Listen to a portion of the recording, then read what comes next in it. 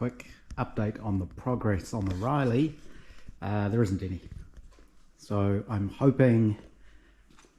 was hoping to actually start working on the aluminium welding today. I need to practice with my new welding torch, which is covered in sawdust, and I've dug out some of my welding filler rods that I've made previously, and I found my aluminium brazing flux, which is this stuff. There's different sorts of flux around. Again, in New Zealand we're fairly limited to what you can find and what you can get, so this is what I was able to get locally. This is what I've used before. I'm going to give it a go with that. So it'll just be a matter of me remembering how it works, getting used to that new torch.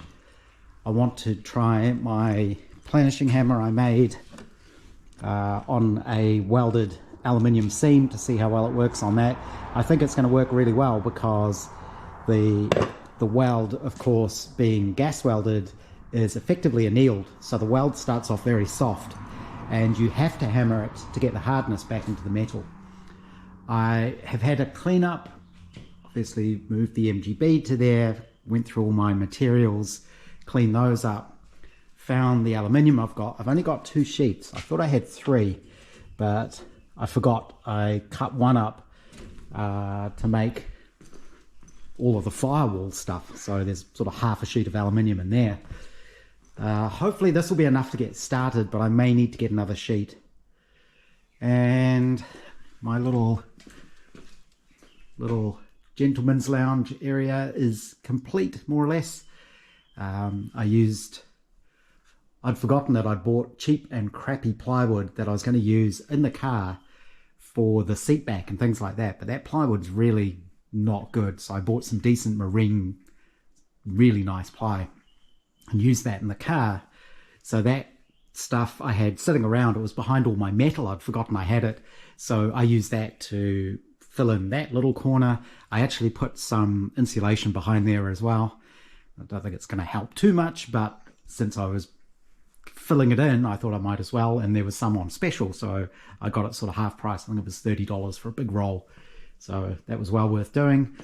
I used some of the leftover 2x4s that I made the framing for all of this with to finally make a mantle top for my fake fireplace from my old house in Miramar. That's been something I've been meaning to do for a long time, and it's come out okay. None of this stuff is meant to look at all convincing. It's just meant to be for a shed, basically. And I finished off my little wall. I think I mentioned wallpaper is ridiculously expensive, so instead I stained it. I got a 1 litre tin of stain for $40, which is less than you could buy a single roll of wallpaper. I thinned it down a lot with terps and just sort of sloshed it on. Again, I'm not going for a perfect finish. It's just something a bit better than bare plywood. Rustic is, I think, how I would put it. But it came out okay. Head gardener did laugh at me that I insisted on putting the little capping thing around the top and bottom, but I just found that really helps. Instead of just looking like a blank piece of plywood leaning up in the middle of a shed, it makes it look like a wall even though there's no ceiling. It's kind of a weird little effect like that, but it's come out nice. My little Meccano table, my little Brooklands model, which is pretty much finished now. I've actually run out of Meccano, but that's pretty much done, but I'll talk about that separately. And yeah, I think that's kind of where we're at. It's definitely going into winter. Today is a very dull, quite cold day. There's a cold snap at the moment. Makes it hard to get motivated to really do anything except sit around in the warm. So this week I should be back on actual Riley work.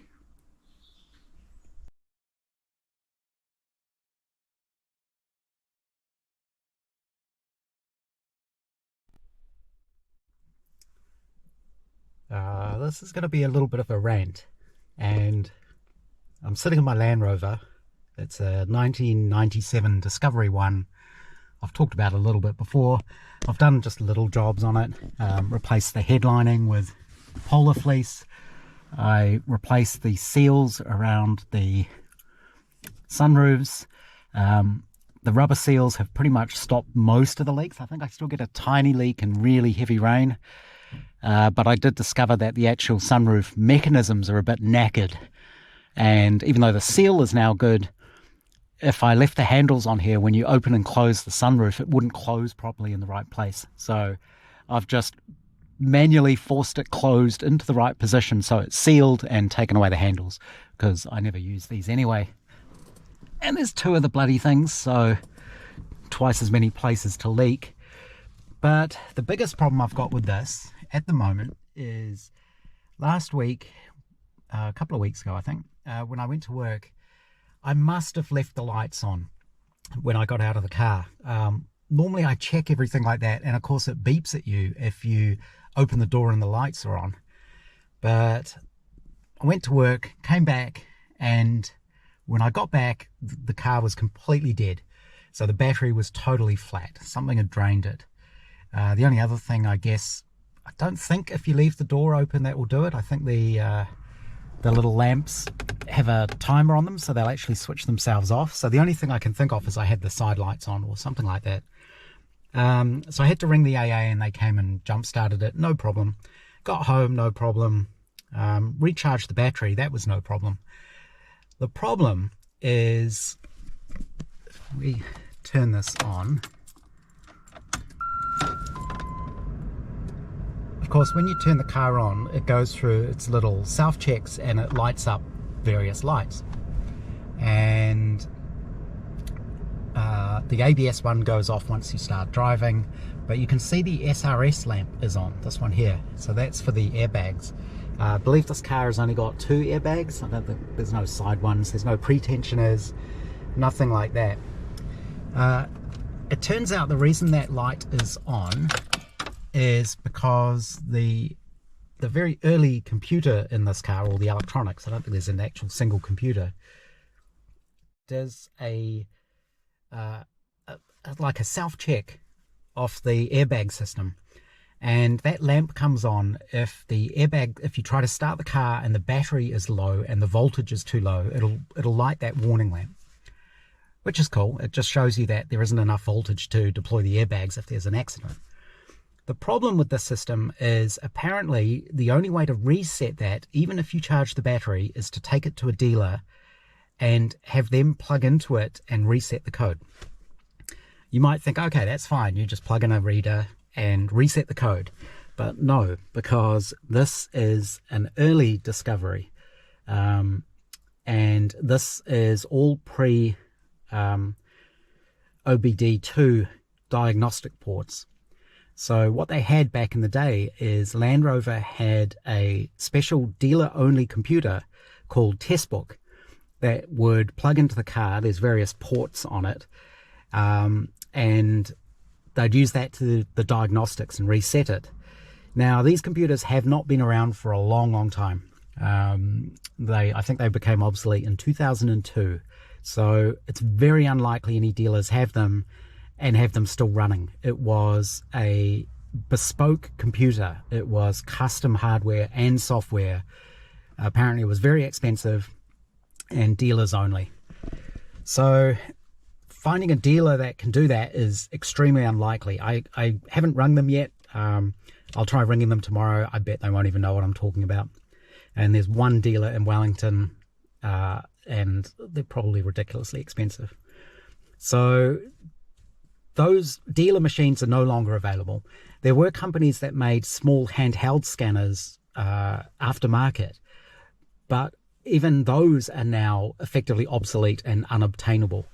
There's a couple of brands around. One's called Hawkeye, which it doesn't look like you can even get anymore. Nobody seems to sell it anymore. I don't think it's a thing. There was another one called Nanocom. They are still around. They do still sell a Land Rover scanner, but it's only for the later Land Rovers, the ones where they actually now had a OBD2 port on them. So as far as I can tell, you can't buy a scanner these days to plug into this car to reset the light.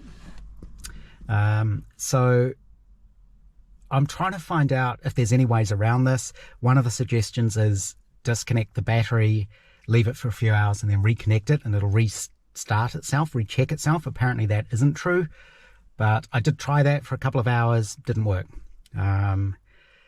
I posted to a local forum, and my God, reading comprehension these days is so ridiculously low.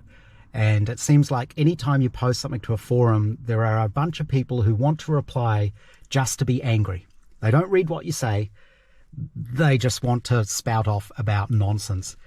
So I've had all sorts of really unhelpful answers like, ring a dealer or Google it, or just, it's infuriating.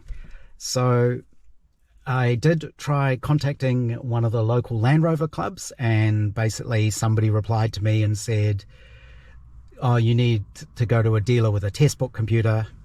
As I say, they've been obsolete for 25 years, nearly 25 years. And his other suggestion was try leaving it disconnected overnight, the battery. So I can try that. There's no harm trying that. I'm pretty sure it's not going to work, but we'll give it a try. So the reason this is a problem, one of the suggestions people post online and other forums in the UK is you just disconnect the bulb. There's probably an LED behind there.